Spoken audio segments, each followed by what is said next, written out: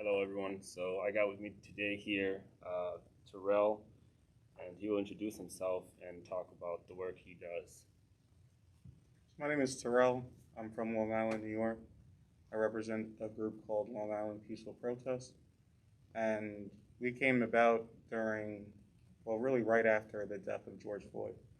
That was a calling for me. It's like something jumped out at me, and I thought it was a calling for everybody, black, white, anybody, but especially black people.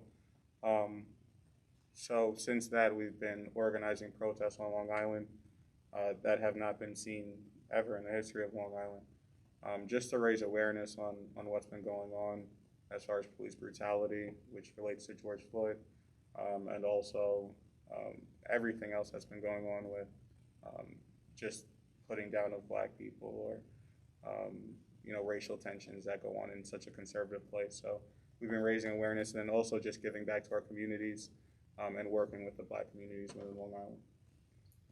All right, thank you very much for all that information. Um, I guess like all of us are kind of doing this work under um, the umbrella of Black Lives Matter. So my question to you would be, what does Black Lives Matter mean to you? Black Lives Matter means that a black person can operate as freely as anybody in this world. So in this country, I see people, as far as the police are concerned, police are brutalizing black people, killing black people. So clearly their lives don't matter. And then these people that are brutalizing them, mainly white people, um, they're just getting off with slaps on the wrists, maybe paid pension and time off or whatever it is, early retirement. But it's not the punishment fits the crime. So it's very clear black lives don't matter. But it relates to every single thing, the way that we're treated, the way that we're surveilled, the way that we're looked down upon. And anytime you see something happening on the streets or, you see a robbery or a crime, you think, man, it doesn't matter. If you see a missing little black girl, it's not going to get the same response as a missing little white girl. So it's like there's less value on the black person's life. So if Black Lives Matter were to truly come to be, there would be the same outrage and outcry that you see when a white person gets killed or kidnapped or harmed as there would be if a black person were to do the same exact thing. So that's what Black Lives Matter means to me. Thank you very much for sharing that. So I guess like in this current time and in this movement, uh, is there anything that is missing? Do you think that can improve the direction or the pace in which the movement is going? I think it's the overall unity. So there are a lot of like new activists like myself, um, kind of blending with pre-existing activists or other new activists, and we all have similar train of thoughts in a lot of ways, but maybe different trains of thoughts in others. So I think that overall unity and sense of collective direction with the movement maybe is missing. Um, that'd be probably the main thing as we're concerned. Well, I guess to just follow up with that, how do we get to being more collective? I would say there has to be this communication. So from what I've seen, there is this sense of competition, even with these different activist groups. Um, and that shouldn't be the mindset. There is so much help and work needed to be done in the black community that we could have all of the activist groups in our area times 10, and we still not even like, bumping elbows or getting in each other's way. So we have to kind of eliminate that crab in the barrel mentality that we are struck with, and it's something that we've been given, that's been assigned to us, but that doesn't have to be us. So just kind of dismantling that mindset, like, hey, we're in competition with each other, because we're not. Like we're all doing something very positive for our communities. But it starts with just having that understanding that we're on the same side, deep down to our core. Right. And there are forces on the outside, and it's set up this way, Right. that want to divide us. Mm. And there are active forces, and we have to look at our history. You have to look at the history of activism. They did the exact same thing: infiltrated and divided, infiltrated and divided. This cause, that cause. At the core, we're all here to advance what we are in this country. So we have to get down to our cores and just really humble ourselves. The same thing that I tell white people, they need a really great humbling. But even black people amongst themselves, we have to, one, humble ourselves, to each other, and two, we have to just have compassion. We're all going through it, like all of us, just being black every single day. There's not a day that you go by, that I go by, that you go by, that we're not facing at least one form of a microaggression. Okay, those build up on each other. We share that. Let's find common place and say, come on, let's do this all together. Let's forget all that other stuff. So that is necessary. Yeah. Thank you for sharing that. So I guess like what I want to know is if there is any current black leader. The current black leader I look at that's really in the public eye and scrutiny. I like sports a lot, so LeBron James. LeBron James.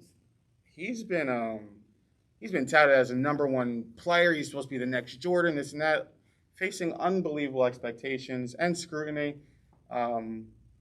He's spoken out against things, and you see people on the news, they say these guys should just shut up and dribble the basketball. Right. And he remains so calm and so even. Right. So he's able to be such a good role model. You don't see him in scandals. He's a family man, like just against all odds. He's facing the most, and yet he comes out on the other side just being such a remarkable role model for any black person. So I would say LeBron James, and also in the sports, also Serena Williams breaking all these barriers. Yes. The absolute greatest athlete I've ever seen. Nobody's more dominant than Serena Williams at their sport, man or woman. So breaking those barriers and everything like that, Serena Williams is absolutely incredible. So those are probably my two favorite. Yeah. All right, well, thank you very much. So I guess then it comes down to these organizations that you spoke about. Are they bringing change? These nonprofit organizations that are doing social justice work. Absolutely, they're definitely making change. A lot of them, there's different scopes. So if they're working with children, of course, like they're helping them out. They're giving them enrichment classes and stuff like that. Things are happening. But when we're talking about revolutionary change, maybe that's not happening. And what do you think? Well, you have to have number one, a revolutionary mindset, which is, Angela Davis says it's just grasping it at the root, like, just saying what it is and really standing up against it. With that mindset, as history shows, you will be targeted and put in harm's way. Right. People aren't willing to make that commitment. So they're willing to be in the community, which is great. And that's what I don't want to do. I don't want to come off as if I'm putting down other activist groups, because I think they're all doing great work, and they are. And that's the other thing too. I'm new on the scene, so I have actually no right to even speak about other groups. Right. But as far as change, because that's what it is, these have been the greatest protests, the greatest activist movement since the civil rights era. This is a movement. So it's like we need to make the next great stride. Back in that time, racism wasn't solved. White people maybe want you to believe it was, but it wasn't. But they made this great stride with their revolutionary mindset. Right. It's time for us to have a revolutionary mindset and make that next great stride, so that the next generation doesn't have to suffer as bad as we have. All right. Well, thank you very much. So with all these stuff happening, you have people that are supporting us that are not black, and these are considered a white ally. And just tell us what a white ally is and what is expected of them. A white ally understands their place or their lot in life. They understand their privilege, and they understand they're educated enough on issues besetting black people to know that they should not be expected anything. They shouldn't be owed anything. There should be no expectations, I would say, right, from black organizations or black community. They're to give. It's like they should have the mindset that it's reparations haven't been given out. They ought to be, but through their actions, should be those reparations. Certainly. And it's a great humbling. Mm-hmm. It's the, okay, I'm going to respect you. I'm looking at you as even going to humble myself, because that's the respect due to you, as reparations, I would say. That mindset has to be there. And also, just with the humbling of self, this whole movement has been different. And, even where I'm from on Long Island, which is mainly white, but there are like many black, there's a good amount of black communities. But with these protests that I'm leading, the vast majority of the protesters are white, Right. And they're on the front lines. Mm-hmm. And we do face attack from police. We do get arrested. I was thrown down and brutalized, and others were too. And when I'm facing it, I may get it the worst, but these white people are actually on the front lines. This is different from back then. It's not our people being hosed down. Right. Our black brothers and sisters don't have to be hosed down, beat up, attacked, dogs being sicked on them. It's not happening. I tell these people, these are your sons and daughters. These are your grandkids. These are your nieces and nephews. These are the people on the front line. Right. This is a change that has to happen. So just having that mentality, it's like, you know what? Black people are tired. Right. Black people are tired of having to stand up, having to face these microaggressions, having to face, people looking down on them, being surveilled, having to be worried. Like, I just went on a hike, and I'm like, what is this person going to do? Like, oh, I got to get out of here before it gets dark. Or, oh, I'm asking my girlfriend, oh, which places are maybe more racist or less racist? Like, I need a green book, like we're still in the 60s. So just having that mentality, understanding that we're tired, and saying, you know what, I'll fight what either you can or don't even have the energy to. So I think that's really important. So I guess just to paint the picture, what are they really doing? Like in a general event, like let's just say, for example, a protest. What are these white allies doing? Like, what is like the logistical role for them in the whole event? So the white allies, they don't, they're not going to speak. They're not going to lead chants. They're going to lend their voice and support. But if things were to happen, they're the ones that have to be on the front line. So meaning police, we just had an example in a very conservative town where I had already been arrested, and just the way the police were moving and how excessive the force was, I could kind of sense that they were trying to make an arrest. And they started moving in on me for really no reason. And, I said, white people, make a wall in front of me. I'm not going to, if I'm getting arrested today, if I'm going to be thrown out and arrested, I'm sorry, they're going to get through a few of you to get there. So they understand that they have to create this perimeter. At that time, they tried to get through and stuff like that. They saw that people were locking arms, and they just went ahead and just arrested 2 or 3 other people instead. Right. That was an example where it actually worked. We tried the same tactic another time, and it didn't work. They just threw someone down that was right in front of me, and then they arrested me anyway. So, but just being able to put yourself on the front line. We have people running, white people running security, and really being de-escalators. Right. Between what's going on with these angry, racist white people, but also in our own group. Mm-hmm. A lot of white people don't understand, and it goes back to the role of the white ally. Mm-hmm. You have no right when someone's spitting racial slurs in our direction, in my direction. You have no right as a white person to get defensive and start screaming and yelling and getting all angry. Mm-hmm. Because you're gonna really detract from what's happening with me, and then it's gonna escalate, and really what's gonna happen is it's gonna say the headline's gonna be big disruption, this and that, to whatever, Black Lives Matter protesters clash with this and that, and really what it was 2 frail white people arguing with each other, right? Right. So understanding it's a humbling. Right. I know how to kind of maintain my composure in those situations because I have to do it every day. White people don't face the same thing, so when they hear things directed in their direction that they don't have to face every day, they don't know how to handle it, so they're going to get really defensive. So it's just training that white mind is very important. So yeah, they'll even, the white members in our group, they'll not only like try to de-escalate the other side, but even our own protest group as well. And then also like one of them will like help with the route, like direction, like where we're going to be turning and stuff like that. All right. So I guess like then that puts the black people more of like a managerial position, correct? Oh, without a doubt, yeah. It has to be black leadership for sure. Okay, awesome. Well, um, do you think that moving forward, um, you can see a Black Lives Matter protest being led by a white person? No, but I do see white a, a white person coming up, or many white people coming up. There need to be white voices speaking out. Mm-hmm.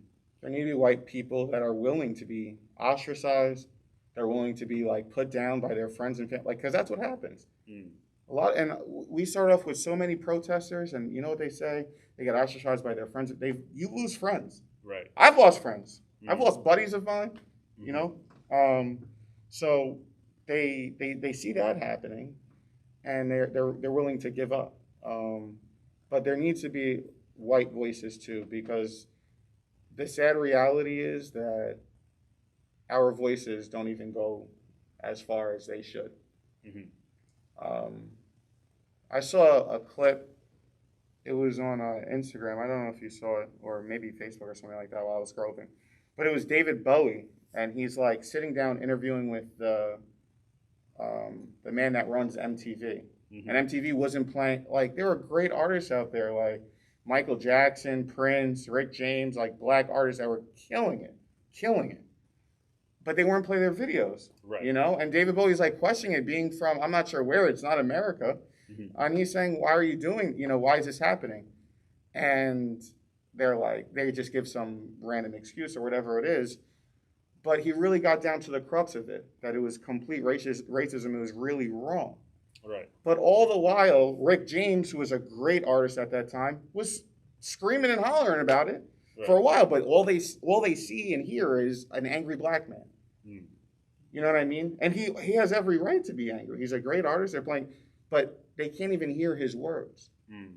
A white person is way more willing, especially a very closed-minded white person, is way more willing to listen to another white person. So although I don't think that there are going to be leaders on the Black Lives Matter movement, they have to be activists in speaking out in support of this Black Lives Matter movement. But I think the white person's role in this movement is always support. Mm.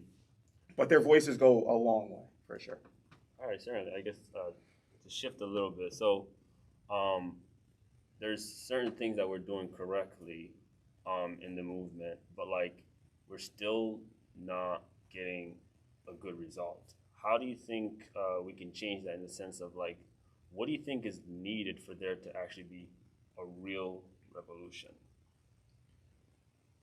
Continuing to educate ourselves. Education is very important. Mm-hmm. To really instill all of the teaching, parts of a lot of teachings, because even our black ancestors and activists that came before us, they all are doing the right thing, same with the movement, but have different ways of doing it or different viewpoints. Right. To instill a piece of all of them, you know? Understand that we aren't alone. There is this intersectionality between movements too. Mm-hmm. Because we ought to be after a collective liberation. Right. I see a lot of black people. So right now, there's an attack on the Asian community. Correct. Now, a black person could say, yeah, but Asians are mad racist against black people. And I'm not going to lie, I have faced racism from Asian people. Mm-hmm. But I've also seen my black friends like be racist against Asian people. You understand what I'm trying to say? Right. So if we have that mindset, we're never going to really go far. If we have the mindset like, well, we've been through it. Like, Asian people have never been slaves in this country. You understand what I'm trying to say? Right. Comparing our struggles. Now, although that may be true, we have to understand that there is this intersectionality. Like, we all need to be lending each other a hand because that's what it is. It's going to be powers in numbers. Mm-hmm. It's not going to be one group or movement that's going to come out alone. You understand what I'm trying to say? Right. it's going to be this collective liberation. So just having that mindset and just wanting to communicate, wanting to keep on networking and coming together, like we need to find common ground. So who would be within that collective group that you're talking about? All marginalized. So almost nearly everyone that's not a rich white man. Mm-hmm. Yeah, that would be it. That'd be the group. So it's like there is definitely already a lot of people that are like that and that fit that description, but they are not in the movement. They're not involved in this type of work. How can we get them more involved into doing this type of work so we can get this just so we can recruit and create this revolutionary group? Yeah. So I think it's very important to have people that speak the same language. So I don't mean that literally. I mean, I do mean it literally, but also figuratively. So leaders that understand maybe our struggle, but then can also speak to their own type of people and getting on the same page. But it will take a lot of work. It's not going to be easy because obviously we're each and every one of us individually, all different races and people, are all going to be like, well, my struggle is really tough, Mm-hmm. you know? Right, And there is this imagination that needs to be had.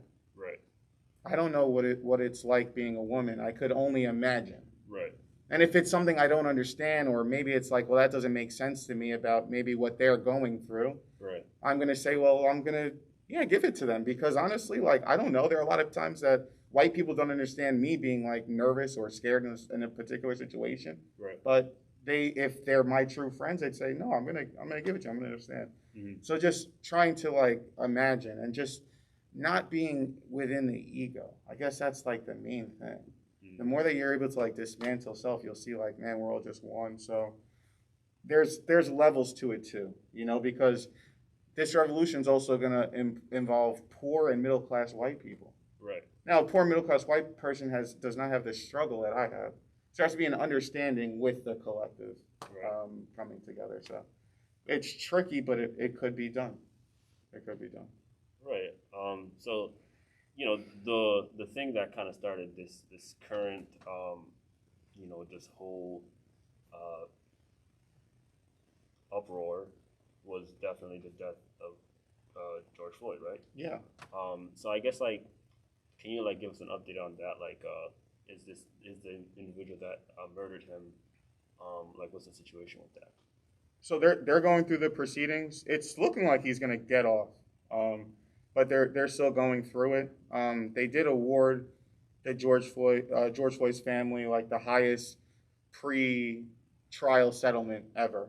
Mm-hmm. I'm not sure of the exact amount, maybe like 43 million or something like that. Yeah. But yeah, they're always quick to just like, here's a couple $100, like you're okay. You know what I mean? Like that's the fix. Like it's terrible. Oh, go ahead.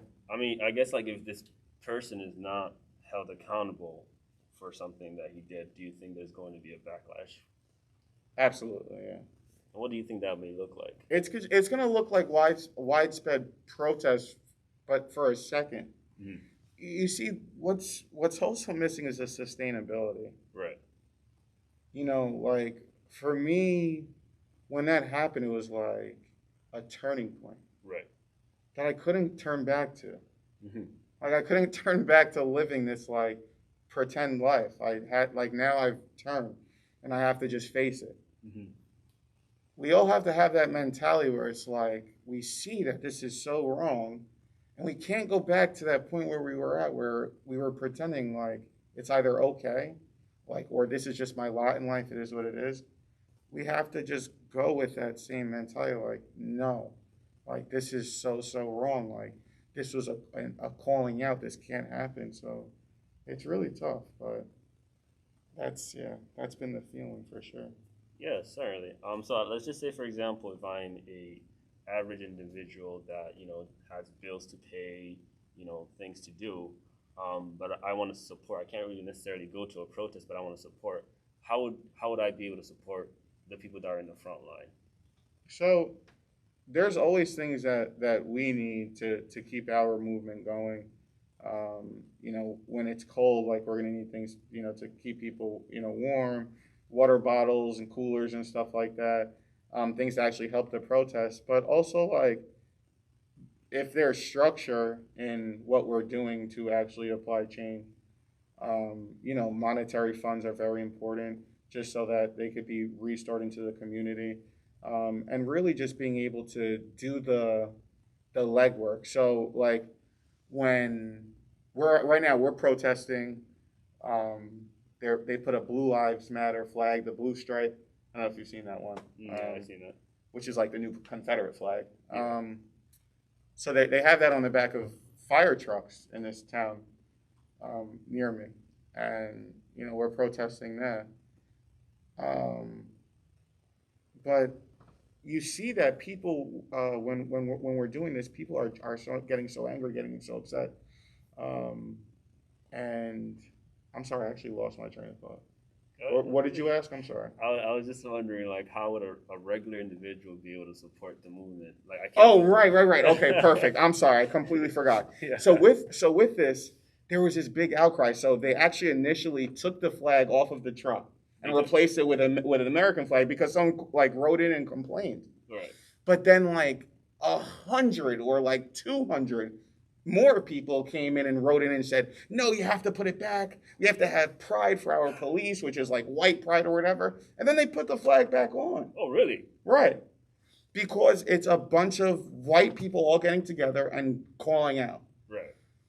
Now, I would like to believe that there are more good-hearted or at least neutral white people than there are white people like that are obviously racist and have prejudices. Mm-hmm.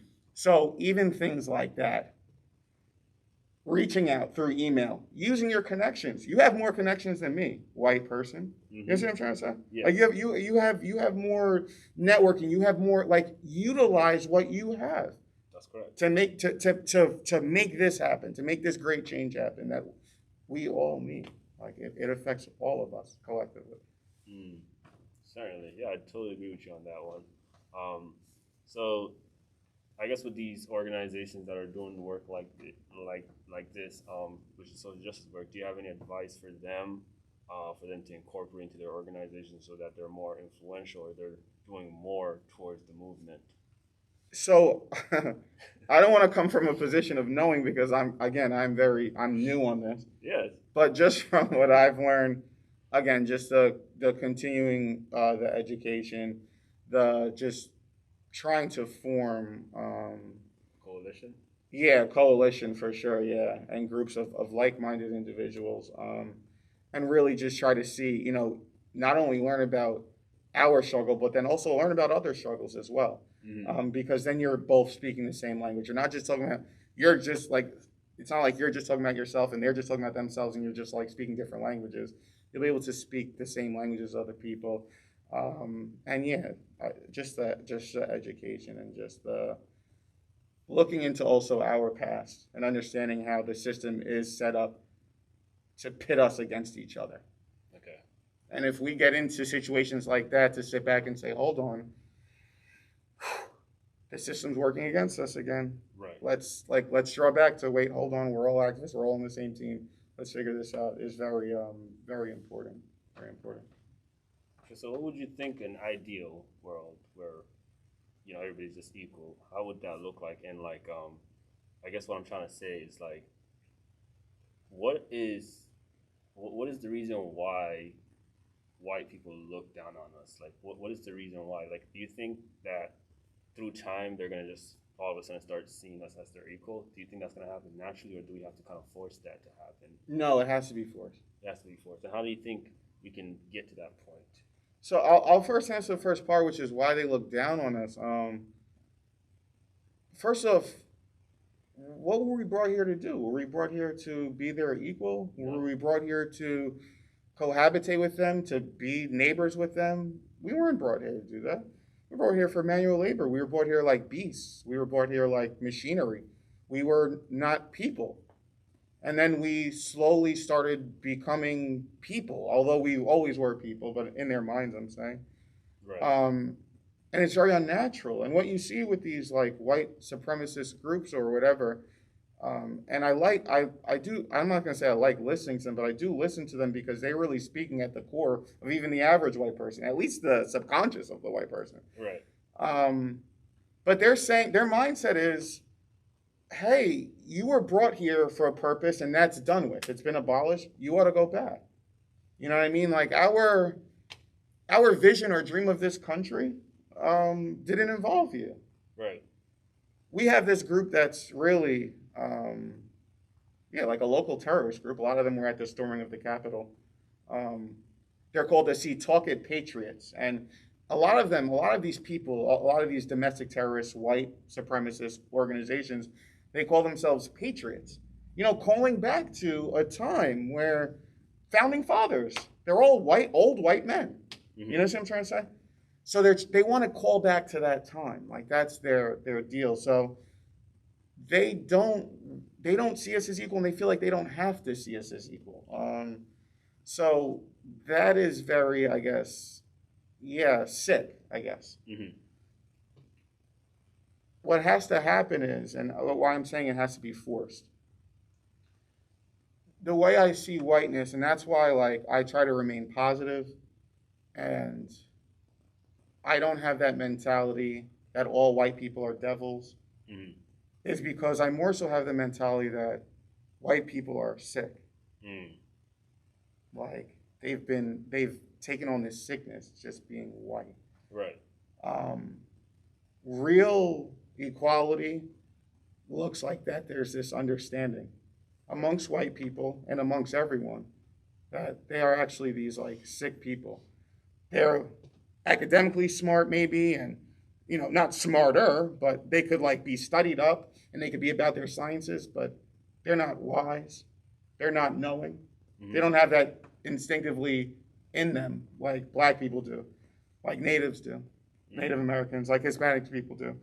And they've been so, I don't want to call it trauma, but their own form of trauma is that they're like unhuman. You see how white people are sometimes like robots, and just the way that they view things like that, they're so willing to kill on spot and not have any remorse. Going back to the George Floyd thing, how the officer has, the murderer has his knee on George Floyd's neck and his hands in his pocket, like shrugging his shoulders like, yeah, I'm going to kill him and nothing's going to happen. Mm-hmm. It's looking like nothing is going to happen. Right. You know what I mean? So it's just that mentality. They can't be on top. The way I see them is like children. Right. We've been letting the children be at the hand of the wheel and control and telling everyone else what to do for so long. But our wisdom, our roots, our heritage goes so far, so much deeper, so much within, so that where they have to be looked at like, okay, they're stunted. And then true leaders of this new revolution, which is, again, this coalition of all different people, are now leading. And white people are just naturally a part of society, but not as the forefront, not at like how it has been. So that's how I see equality playing out. Mm.